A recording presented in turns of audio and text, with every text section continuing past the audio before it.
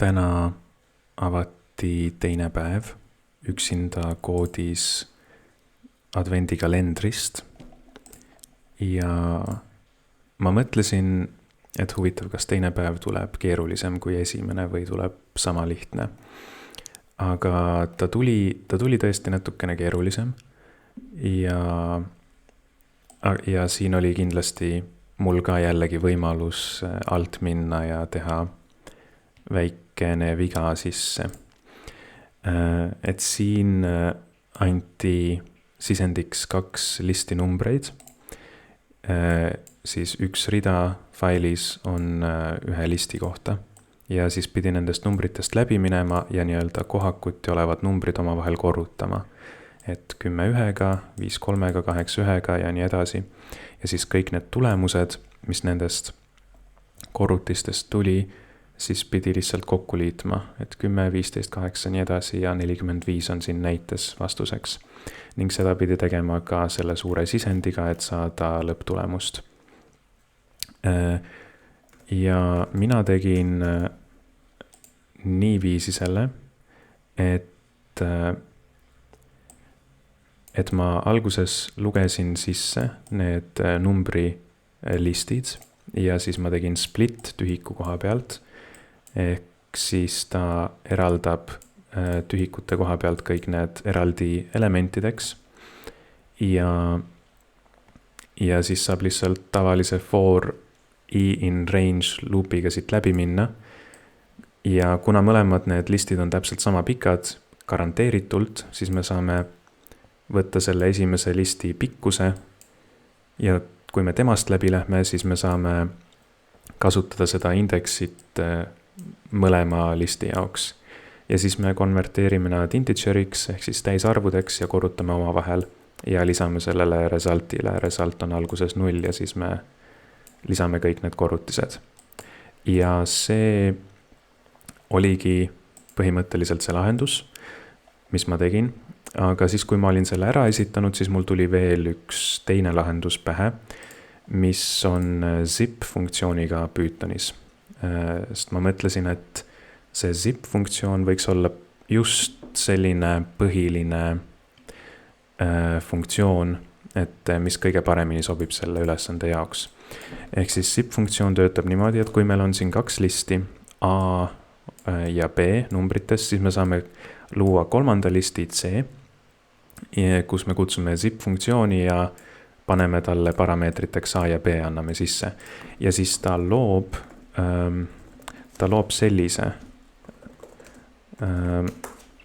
sellise listi kokku, kus iga element on esimesest ja teisest listist kokku kombineeritud. Ehk siis 10, 1, 5, 3, 8, 1 ja see idee justkui muudab selle hästi lihtsaks minu meelest. Et siis me saame lihtsalt minna for'iga mitte range'ist läbi, vaid sellest listist endast, mis me oleme loonud. Ja siis iga element selles listis me korrutame need omavahel ja siis lisame selle korrutise resultile. Ja see teeb tegelikult täpselt sama lahenduse kokku, tuleb ka 45 samamoodi selle näite järgi. Ja see on siis see lahendus, mida ma oleksin võinud teha. Ta tuli mulle pähe kuskil umbes siin poole koodi kirjutamise peal, aga ma mõtlesin, et kuna ma ei tunne ennast zip-funktsiooniga niivõrd mugavalt, siis ma ei hakka muutma seda lahendust, mida ma kirjutan, vaid ma kirjutan oma algse lahenduse lõpuni, sellepärast et see for i in range loop töötab igal juhul ja mul ei ole võimalus sellega valesti minna. Ja üks huvitav asi oli veel, et see input, mis anti, siin mul on juba parandatud, aga kui ma siit kopeerin selle ja siis kleebime selle siia sisse, siis ta ei ole selline nagu test oli. Test on selline puhas, aga siin on ka 2 rida, aga mõlema rea ees on selline asi nagu astmed koolon ja seal üleval on ajad koolon. Ja see oli natukene probleem, sellepärast et minu kood splitis tühikute pealt ja siis ta tegi üheks eraldi elemendiks ajad koolon, nii-öelda stringi, mida ei olnud võimalik täisarvuks konverteerida ja sealt tulid errorid sisse.